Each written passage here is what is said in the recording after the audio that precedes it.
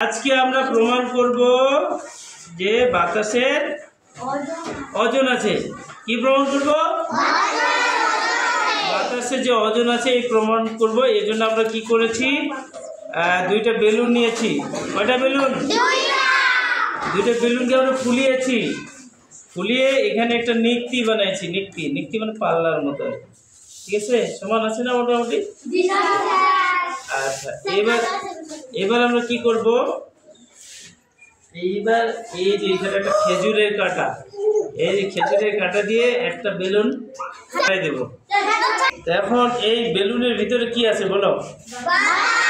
বাতাস। তা বাতাস একটি পদার্থ, আমরা বলতেছি বাতাস একটি বাতাস যে পদার্থ, তাহলে তার ওজন থাকতে হবে, তারপর তাকে জায়গা দখল করতে হবে। বাতাস যে জায়গা দখল করে সেটা আমরা প্রমাণ করছি, কারণ এখানে বুঝতে পারতেছি এর ভিতরে বাতাস আছে, এই কারণে এটা ফুলে গেছে না? আচ্ছা, এখন আমরা কি করব, এখন আমরা এই একটাকে ফোটাই দেব। ফোটাবো?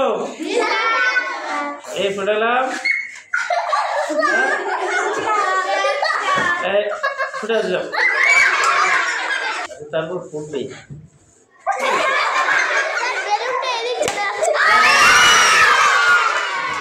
ফুটছে?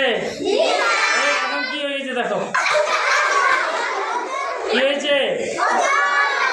কেন এটা এত বেশি হালে গেল কেন বলো? কারণ এর ভিতরে বাতাস আছে, এই বাতাস থাকার কারণে এটা